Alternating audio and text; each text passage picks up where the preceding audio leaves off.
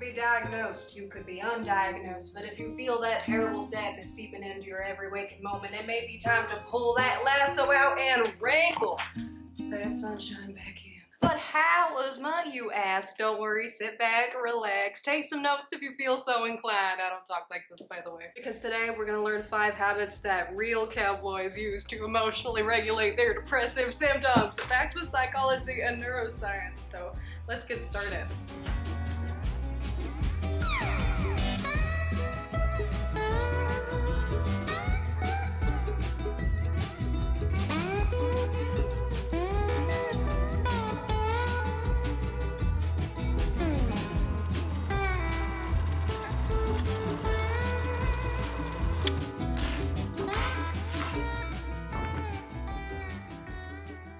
I was talking about crafting in my last video, and this is gonna be a little bit of a broader approach, I guess you could say, because you don't have to be physically making a fridge magnet like I've decided to do right now. You could do anything. Let me do this first and then I'll talk. Design a mood board on Pinterest, design a vision board, design an editorial makeup look, I don't know. You could dance, you could sing, the possibilities, they really are endless. Oh god, I'm trying to make a cowboy boot right now, but this is actually turning out to be pretty hard. You strengthen your creativity by challenging yourself to fabricate something that currently exists in your mind and then make it into a real world output. And the crazy thing about that is that it's rewarding in more ways than one, but of course it does help with depression, otherwise I wouldn't have brought this up, so let's talk about that. There are 3 neural networks utilized during the creative process. This is the default mode network, which is used for imagination, then the central executive network, which basically, I don't know, controls your attention during a task, which I am having a hard time doing because I'm trying to do 2 things at once, and then the salience network for switching between the 2. Overactivity in the default mode network has been proven to correlate with depression and a kind of like negative self-worth, negative self-image. I guess kind of like your imagination crafting nightmares, so it's good to have a balance in between the 2, you know, not just staying up in your mind and your imagination, but also bringing things out into the real world, or at least reminding yourself that the real world exists, and a real easy way to do that is just to make something. And the balance is perfect. You know, like you can produce something from yourself by dividing your attention in between you and your imagination and your real world, just like looking at whatever's in front of you. And currently what's in front of me is this little cowboy boot that is not turning out to be the cutest fridge magnet in existence, but it's okay. I think it's so beautiful that the brain has 2 different circuits representing 2 entirely different things, one being the imagination, you, and then one being your attention, the world, and your environment around you. And it's when we combine the 2 in a balance between each other that we're actually our healthiest. It's like a little bit of a yin and yang. It's so sweet. There was this cool experiment where they separated people into 2 different groups, and each of them had spent 2.5 months doing one of 2 things. One group was like going to a museum or a gallery or something like that, and they were looking at the art and they were talking about it, like art discussion. And then the second group was the one who spent 2.5 months doing weekly sessions where they actually were creating and producing art. I wonder if you guys can figure out what was the difference between them. I don't know if I've made it evident just by putting it in this video, but well, the group that was producing art showed a lot of improvement in the connectivity of the default mode network. This connectivity in the default mode network is something that stays in there for a while, like stays programmed in your brain's wiring if you keep returning to creativity like they did. You'll probably see that that's going to be a pattern emerging throughout the rest of this video. It's a habit. I did name this video Habits for a reason. You're gonna anyways. The brain is a muscle, as people say. It's not literally a muscle, actually. It's just a bunch of neuronal tissue, but you know, the sentiment of what they're saying is right, so I don't want to dog on them too much. You gotta keep strengthening those neuronal connections to actually see some effects, guys. Will you remember that for me? And it's awesome that they saw these stronger neuronal connections in the people who are actually actively creating art, that group in the experiment, because it supports the idea that art production can alter brain function in ways that enhance how you respond to emotion, in ways that scientists found specifically aid in resilience, like bouncing back. We're so back, and I know that I'm so back after making this cowboy boot, and you can be too if you decide to pursue something creatively for a little bit, persistently, even if it's not anything crazy. It could just be something little, truly. It could even be baking. It could be decorating cakes. How cute is that? I do want to mention that the group that was only talking about the art in this experiment did not get to see any of those kind of benefits the way that the people who were producing the art did. And I found another study that said a similar thing about music, because music is creative, of course, but just listening to music, that's not gonna do much. It actually is supremely helpful, but making music is a little bit better. Especially if you're listening to sad music, that's actually gonna be to your detriment, babe. Oh my god, this doesn't even look like a cowboy boot anymore. But musical improvisation, like jazz riffing or making your own song in GarageBand or anything like that, that's going to help you. And I found that it activates those same parts in the default mode network, like the medial prefrontal cortex, as well as parts in the central executive network like the parietal cortex. Isn't that beautiful? Okay, I don't know how I feel about this. It looks like a cookie with icing. Yeah. What do you guys think? I don't know. And I don't even know if it looks like a cowboy boot, honestly. But honestly, it doesn't really matter. It's all about making something. It doesn't have to be perfect. It doesn't have to be hung up in the Louvre, because I know that this surely will not be anywhere close to the Mona Lisa. But it can hang up on my fridge. Make anything. A little thing once every week or something like that, and you'll see that your depressive symptoms go down a little bit. Doesn't have to be perfect. It just has to come from you.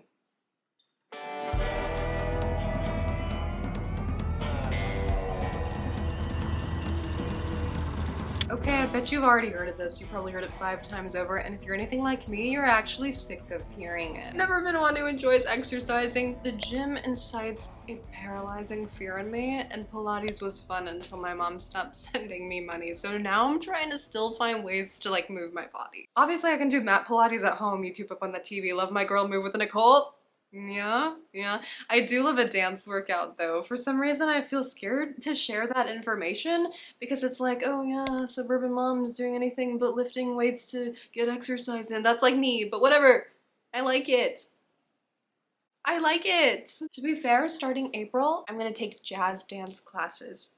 So that'll be a little bit cuter. Also just trying to walk more often. I'm lucky to live in a semi-walkable area that has some shops and cafes and restaurants nearby, so like stuff like that. I don't know. I need to get out more on my feet, taking everything at a human pace. That's a reference to my boyfriend wrote that in something. He hates when I reference that, but it's really, I think it's a great line. Taking everything in at a human pace instead of taking my car, because I was gonna say that I drive my car anyway. So, you know, that'd also be nice to keep me in shape. It's not like I just can't do it anymore the way I used to not do it as a teenager. All the canes is catching up to me now. I don't want to be winded anymore when I walk up a flight of stairs. And the thing is, I always feel better after I move my body, always. It's literally foolproof. Literally depression hack, I'm telling you. So let's talk about why. Much like creativity, exercise helps with that shift in attention out of your head and into the rest of your body. You know what I'm saying? Diverting thoughts about rumination because all of your focus is directed to let me not die while I'm doing this plank. And fact number 2, it reduces effects of stress by lowering cortisol levels. Yeah, because cortisol is the stress hormone. It might do this by releasing endorphins, baby. You guys know endorphins. They're natural mood enhancers that reduce tension and anxiety, and you can bring them back out by doing some exercising, so that's fun. Number 3, exercise promotes blood flow. Yippee. Increasing the amount of oxygenated blood that is delivered to your brain, sometimes even forming new blood vessels up in there since you're getting so much blood. You're so crazy. Oh my god, so much oxygenated blood up in your brain. That's so crazy. Fact number 4, exercise increases the amount of BDNF your brain makes. Sorry if I'm looking a lot on my laptop, it's just easier for me to flow the conversation like this, so. BDNF, or brain-derived neurotrophic factor, is really important for neuroplasticity, if you'll excuse me, or our ability to adapt to new experiences. You know, the ease through which is strengthened through deeper neuronal connections. That's great. More synapses. This improves cognitive performance. Like, wow, look at all these amazing things you can get out of exercising. So if you're not doing it already, I mean, this is kind of pretty good evidence for you to start. And for me to start, I'm talking to myself. For me to start really getting into it.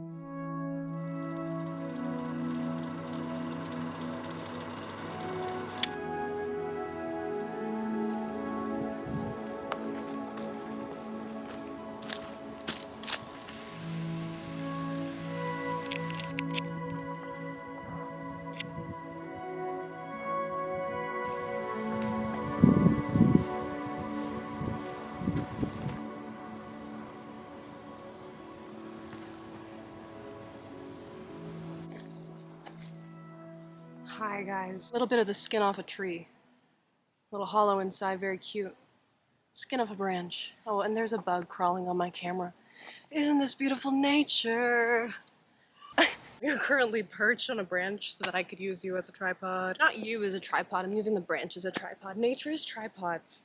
That's so beautiful. And they're selling them on Amazon for like $10. What? They're free. I found refuge under the bridge. This is like a nature preserve, but I do find that it's actually kind of harder to find the nature. Not really. It's just because there are a lot of paved trails and stuff like that. Of course, there are the unpaved trails, which I was traversing. You got to traverse with me, but you know. I was just here and I was like, oh, I might as well film the B-roll for this, so I'm gonna go do novel things. Now for the cold hard facts, honey. Except these ones do care about your feelings. Fact number 1, did you know Mother Nature's medicine aids both depression and anxiety, and similar neurological disorders? I found some studies that show that with anxiety in particular, spending time outside in nature leads to decreased salivary cortisol, the stress hormone in your saliva, lower diastolic and systolic blood pressure, oh my god, excuse me, lower self-reported stress, etc. So that's really nice. Fact number 2, the effects of being in nature do not last beyond 24 hours post-exposure, meaning that you'd have to go out regularly to sustain the positive effects. Those who went on a 90-minute walk in nature versus in an urban setting had decreased neural activity in subgenual prefrontal cortex, the SGPFC, leading to lower levels of rumination, because sometimes you really do just be thinking too much. Well, what's rumination, Uzma? Well, it is what I'm gonna tell you in fact number 3. Rumination is this prolonged attentional focus on the causes and consequences of emotions. Like if you're on TikTok at all, you may have heard this as intellectualizing your emotions, and distraction tends to help get out of the ruminating stage. Of course, there's both a positive and negative road diverged in the yellow wood. Negative could imply maybe like a billion beers, perhaps, but I would suggest going down the positive route, like, I mean, nature, that might be a little bit more adaptive. May secure that you pass on healthy attributes to your predecessors if you care about your contribution to the future of humanity at all, but if not, hey, you know, a million beers it is. And who am I to judge? And although this next hypothesis has no current basis in science, I'd guess that nature is a suitable distraction because it allows our mind to forget the world that humans have constructed in favor of the world that has existed for millennia. Sans expectation, responsibility. I became really obsessed with this motif that I saw under the bridge, like this rectangle with a diagonal line dividing it into halves. Sorry to get symbolic, but it really did make me think of this sort of yin and yang that keeps emerging throughout this video while I'm making it, this kind of sense of balance, that if the dark is becoming a bit too much, it may be necessary for you to pour light in yourself to balance back the scales. And nature is one of those things you can pour light back in, like quite literally, go let the sun touch your skin and everything. It's adaptive, as the neuroscientists would say.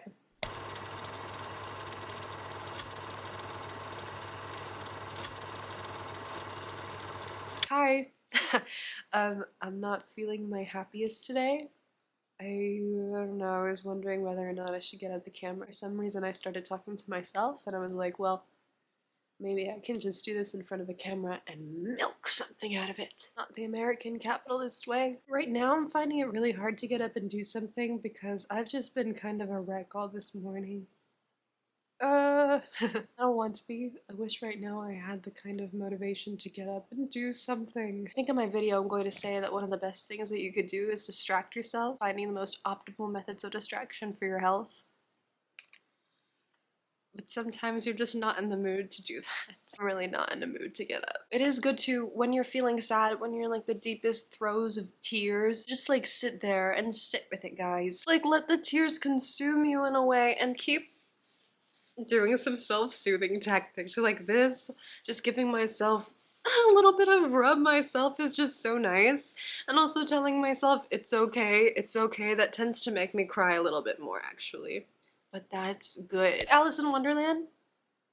She cried so much that she ended up filling up a bottle of her own tears. And I think that ocean of tears that she created, Caroline Polachek reference, Ocean of Tears, anybody know that? I think the ocean of tears she created actually helped her to escape a dire situation, maybe? I'm getting a little bit too symbolic with it. My apologies. Fun fact, actually really sad fact, I filmed that video of me crying before I scripted this video also, so I don't know, it was just like I saw the tears come out, I was like, let's capitalize on them. But I try to observe what I do naturally, and then have science explain how it works in or out of my favor. That's my process, I guess. In this case, I'm trying to feel my emotions rather than suppressing them. Suppressing your emotions tends not to be the best kind of thing to do for yourself because usually they come out in ways that read rather than not. So how do we approach them in the best way? And in comes my little data explaining why. because I feel like it's like a hack for the brain. Depression hacks, am I right? Anyways, emotional suppression activates the dorsal prefrontal cortex, which inhibits amygdala activity. And get this, the amygdala mediates emotion. So you tell yourself, oh my god, I'm gonna suppress my emotions. Then you're activating the dorsal prefrontal cortex, the DPFC, to come in and inhibit the amygdala. The amygdala is not allowed to do its regular emotional processing now. And even though that might be all well and good for a little bit, decreased amygdala activity actually tends to worsen depression. It makes depression more severe. I'm assuming because you're not letting the emotions run their course that they manifest in more depressive-like symptoms. So it's important to be thinking about your emotions, but specifically reframing them through a method that you may have heard as reappraisal. Reappraisal is reinterpreting a negative scenario to see it in a more positive light, like a glass half full tap scenario, I guess you could say. And the cool thing about reappraisal is that it accesses certain useful areas of the prefrontal cortex, the medial part, if we want to get specific, that works together with the amygdala to give you better resilience and judgment. The dorsal prefrontal cortex was the one that had the power to inhibit the amygdala, inhibit the emotion, but this one, the medial prefrontal cortex, it can work with the amygdala to help you process those emotions in a more logical way. Basically like giving yourself better resilience and better judgment. You're training yourself to overcome obstacles better, to be able to handle your emotions better. It's like you're leveling yourself up as a human. Level up. The simplest way for me to practice reappraisal is to just grab my own arm and rub it and say it's okay. Because I tend to fall into a guilt spiral when I'm sad. Oh, I'm crying, I'm wasting my time, I'm not doing anything. Cease this spiral. Reframe it. Really truthfully, you are doing something. Allowing yourself to feel these emotions guilt-free is something. Comforting yourself, validating your feelings, telling yourself and rubbing your little arm, it's okay, this is hard, and that's all right, is doing something. There is a lot of power in allowing yourself this emotional time, especially guilt-free emotional time. If you're spending this entire time thinking about your emotions and saying that this is stupid, this is dumb, you're not reappraisaling it. That's not the right word. You're not reappraising, you're not reframing anything. Okay? Got it. There's no judgment from my side at all. I'm kind of speaking from experience, trying to whip myself into shape. A therapist may be able to help you figure out the exact best way for how to feel your feelings if my little tips, like rubbing yourself on the arm and telling yourself this is okay, isn't working for you, because they'll be able to get a little bit of a back and forth.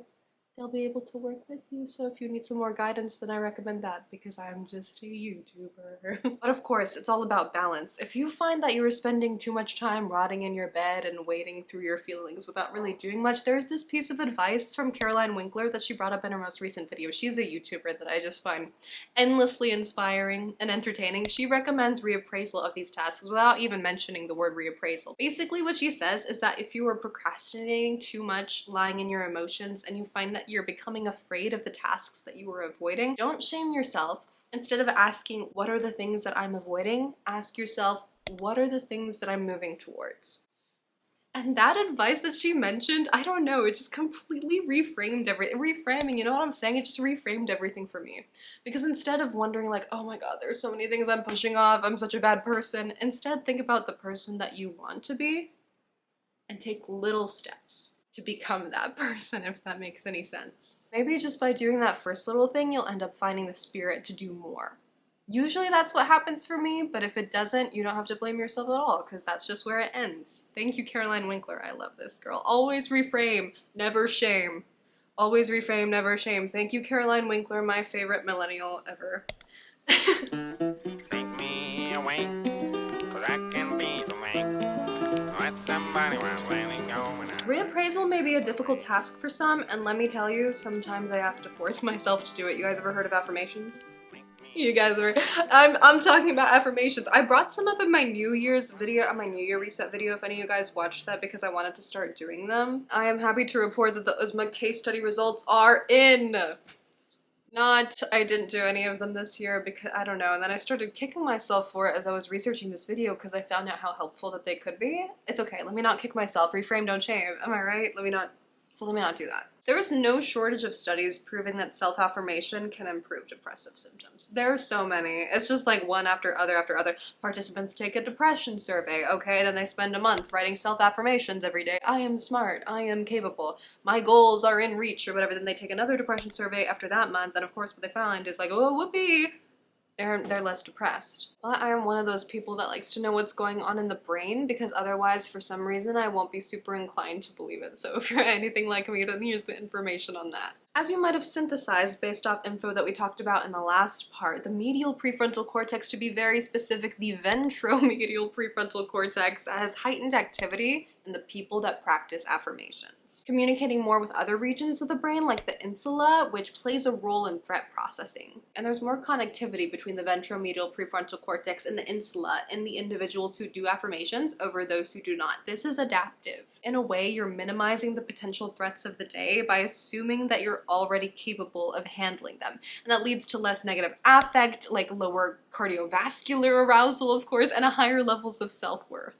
Self-worth. I'm so sorry. It really truly is like hacking your brain. You can make yourself think whatever you want just by focusing on it. Obviously, when it comes to clinical depression, it's a little bit more complicated than that, but that doesn't mean that this doesn't work. Like, I mean, much like nature, you have to keep repeating these habits in order for them to actually stick. And you don't have to do all of them. But if one of them, I don't know, speaks to you a little bit more than the other one does, then like, just do that. Integrating a new habit into your life, it can be hard. But I mean, what's harder? Wading through your sadness every single day, or convincing yourself that there is no sadness. You know what I'm saying? Like, fake it till you make it applies to more than just confidence. I think it's also cool how there are a lot of patterns in between the physiology behind all of these different methods, but then there are a lot of things that are different about them too. It's not all just the same. It's not all just medial prefrontal cortex and amygdala and blah blah blah. There are also a lot of different explanations for how it could work. I hope it gives you a bit of hope to see that there are a lot of different ways you can go about attacking these depressive symptoms. So see whatever works best for you to integrate it into your life, you know? But all the different ways you could wrangle in your depressive symptoms, I think it's a reason for hope.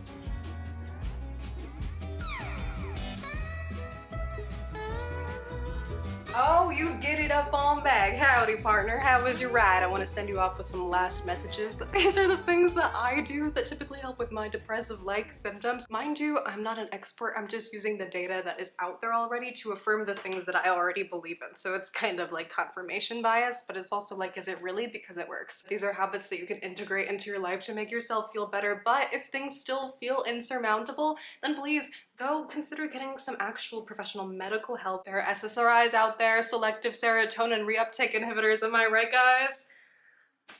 Yeehaw! Little drugs that inhibit the enzymes from taking serotonin back up into the messenger cells so that it can keep having effects in the receiving cells. Serotonin, you know, a little bit of a happiness, a little bit. That's really reductive, but you guys know. There is absolutely no shame in getting on medication. I know a lot of friends that have been on it or are currently on it. I'm thinking about maybe getting on it to help myself. I don't know, we'll see, but ooh, there's a little bird that just landed on my balcony. That's a good sign, I think. I actually don't know. But I just wanted to put out there that there are extended steps that you can take medically, professionally, outside of me, who's just a YouTuber. And I want to keep that door open for you guys, because if these things aren't working, then maybe it's time to start pursuing some other kind of, solutions. So yeah, I love you guys so much. Mwah. I hope you enjoyed this video. This was like 2 weeks in the making because I started filming it last week and now I'm also doing it this week a little bit too. I hope you enjoyed it. It was a lot of fun. It was a labor of love.